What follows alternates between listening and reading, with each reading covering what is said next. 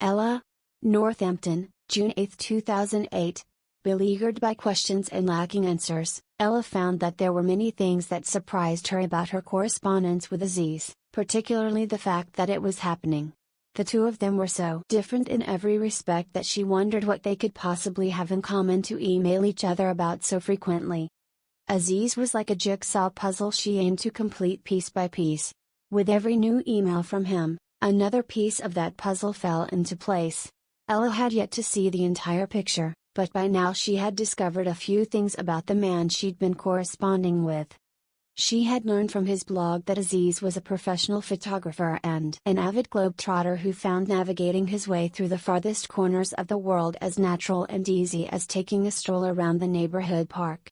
A relentless nomad at heart, he had been everywhere, equally at home in Siberia, Shanghai, Calcutta, and Casablanca. Traveling with only a backpack and a reed flute, he had made friends in places Ella couldn't even find on the map. Uncompromising border guards, the impossibility of getting a visa from hostile governments, waterborne parasitic diseases, intestinal disorders due to contaminated food, the danger of being mugged, clashes between government troops and rebels, nothing could hold him back from traveling east and west, north and south. Ella thought Aziz was a gushing waterfall. Where she feared to step, he surged full blast. Where she hesitated and worried before acting, he acted first and worried later, if he ever worried at all. He had an animated personality, too much idealism and passion for one body. He wore many hats and he wore them well.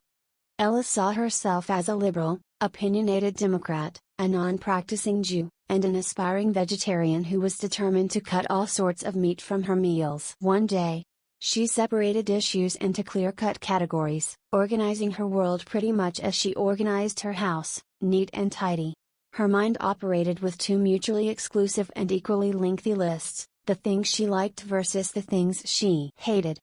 Though she was by no means an atheist and enjoyed performing a few rituals every now and then, Ella believed that the major problem consuming the world today, just as in the past, was religion. With their unparalleled arrogance and self-proclaimed belief in the supremacy of their ways, religious people got on her nerves. Fanatics of all religions were bad and unbearable, but deep inside she thought that fanatics of Islam were the worst. Aziz, however, was a spiritual man who took matters of religion and faith seriously, stayed away from all contemporary politics, and didn't hate anything or anyone. A die-hard meat-eater, he said he would never refuse a plate of well-cooked shish kebab. He had converted to Islam from atheism in the mid-1970s, as he jokingly put it, sometime after Kareem Abdul-Jabbar and before Cat Stevens. Ever since then he had shared bread with hundreds of mystics from every country and religion, and he declared them brothers and sisters along the path. A committed pacifist with strong humanitarian views, Aziz believed that all religious wars were in essence a linguistic problem. Language, he said, did more to hide than reveal the truth, and as a result people constantly misunderstood and misjudged one another. In a world beset with mistranslations, there was no use in being resolute about any topic, because it might as well be that even our strongest convictions were caused by a simple misunderstanding. In general, one shouldn't be too rigid about anything because to live meant to constantly shift colors. Aziz and Ella lived in different time zones. Literally and metaphorically. For her, time primarily meant the future. She spent a considerable part of her days obsessing over plans for the next year, the next month, the next day, or even the next minute. Even for things as trivial as shopping or replacing a broken chair, Ella planned every detail in advance and went around with meticulous schedules and to-do lists in her bag. For Aziz, on the other hand, time centered on this very moment, and anything other than now was an illusion. For the same reason, he believed that love had nothing to do with plans for tomorrow or memories of yesterday. Love could only be here and now.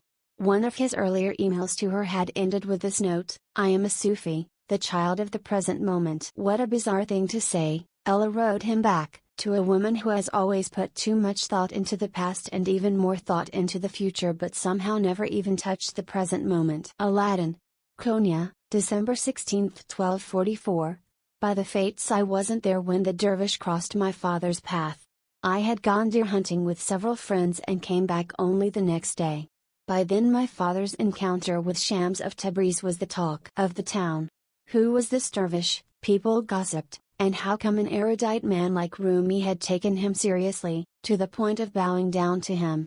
Ever since I was a boy, I had watched people kneel in front of my father and had never imagined that it could be any other way, that is, unless the other person was a king or a grand vizier.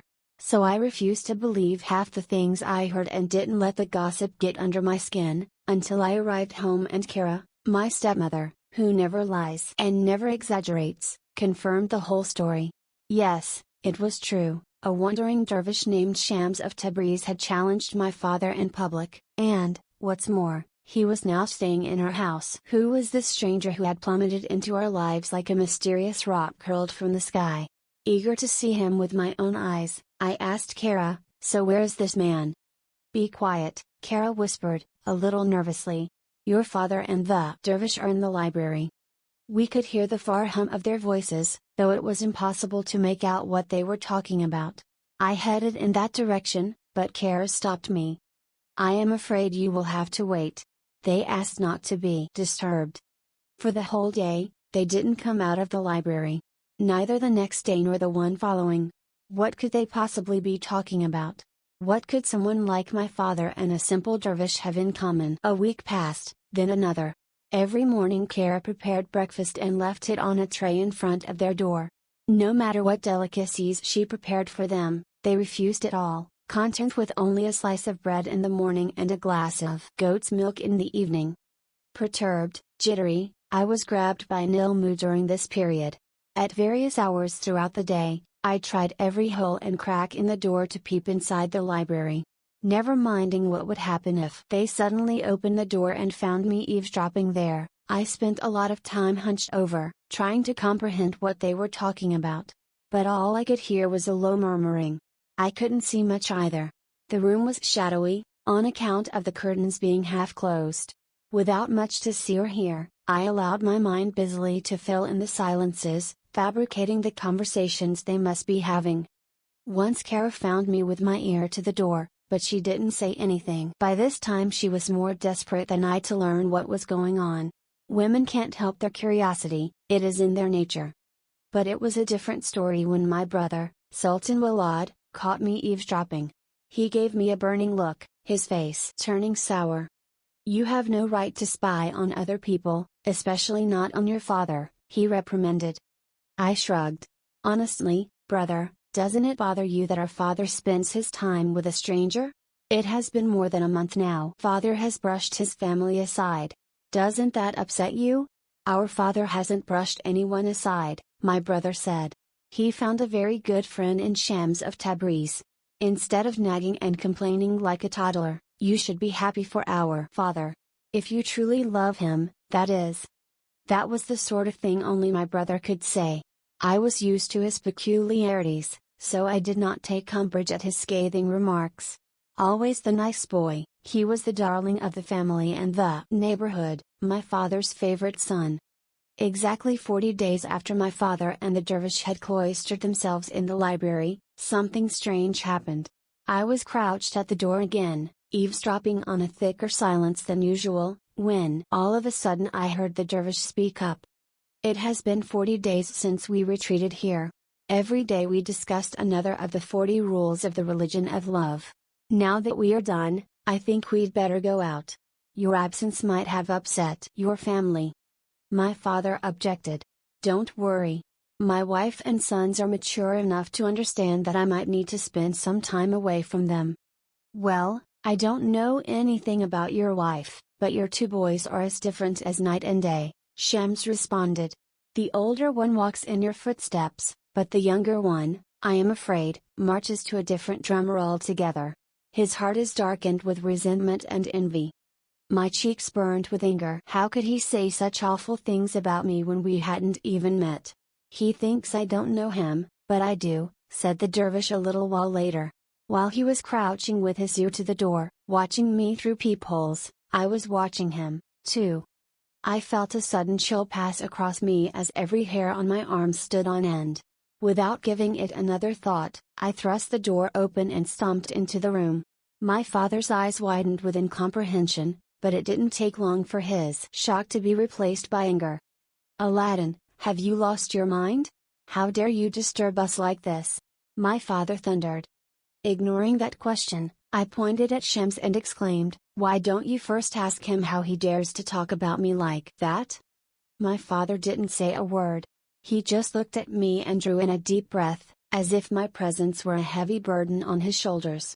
"Please, father, Kara misses you. And so do your students. How can you turn your back on all your loved ones for a lousy dervish?" As soon as those words came out of my mouth, I regretted them, but it was too late. My father stared at me with disappointment in his eyes. I had never seen him like this before. "Aladdin, do yourself a favor. Get out of here, this minute," my father said. "Go into a quiet place and think about what you did.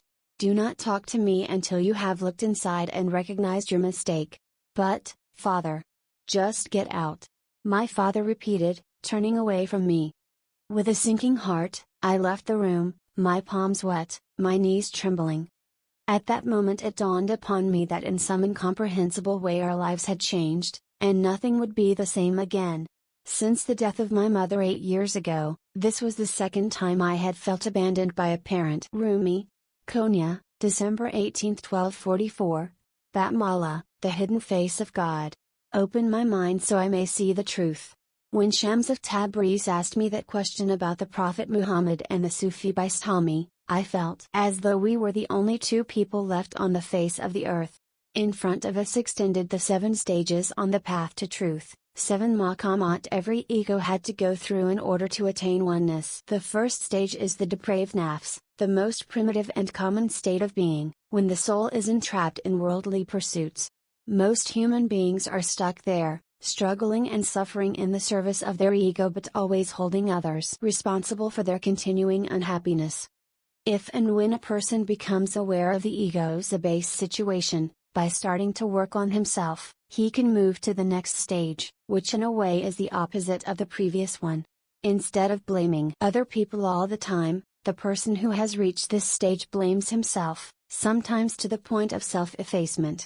Herein the ego becomes the accusing nafs and thus starts the journey toward inner purification. In the third stage, the person is more mature and the ego has evolved into the inspired nafs.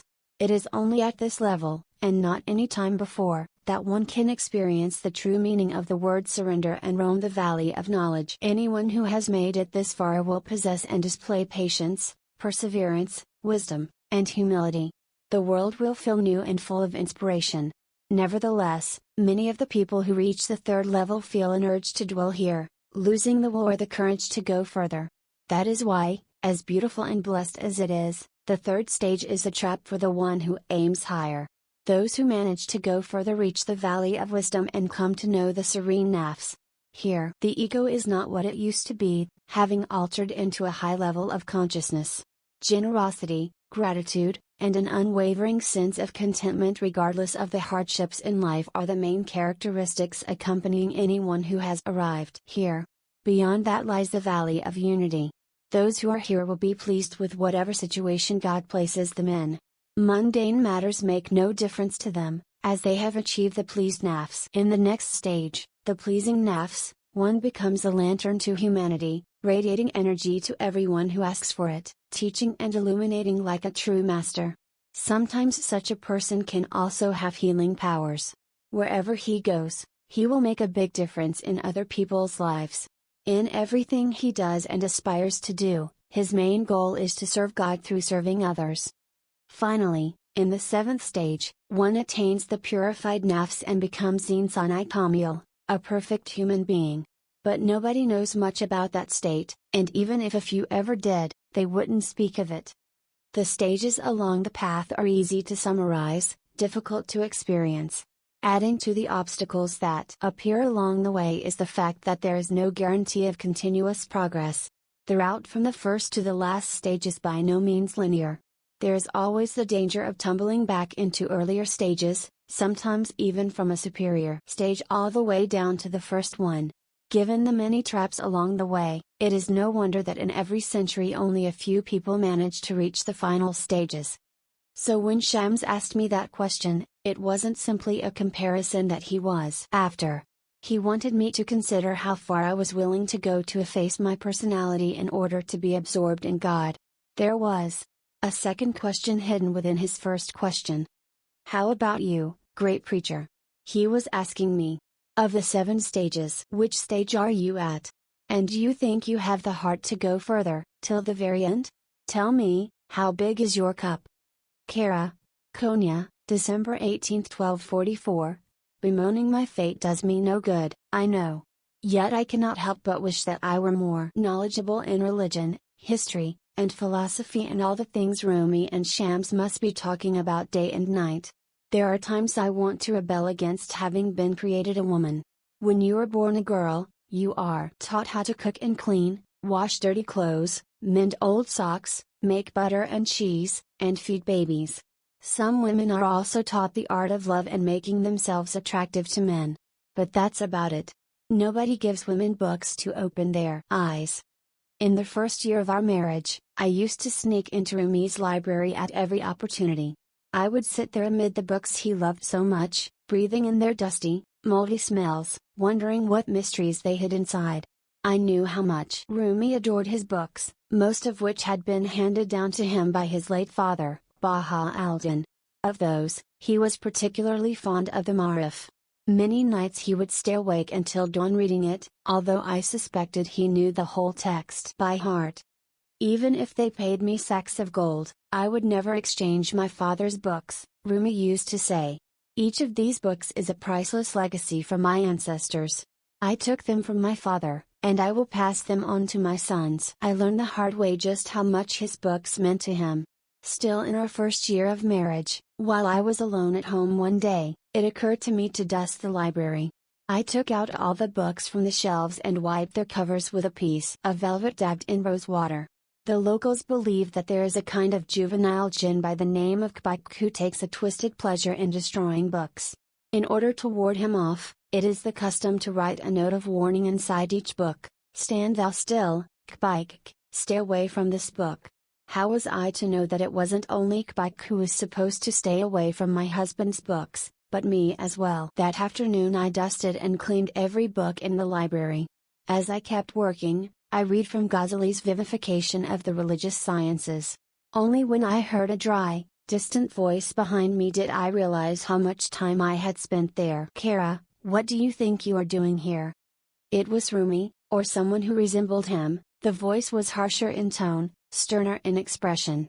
In all our 8 years of marriage, that was the only time he'd spoken to me like that. I am cleaning, I muttered, my voice weak. I wanted to make it a surprise. Rumi responded, I understand, but please do not touch my books again.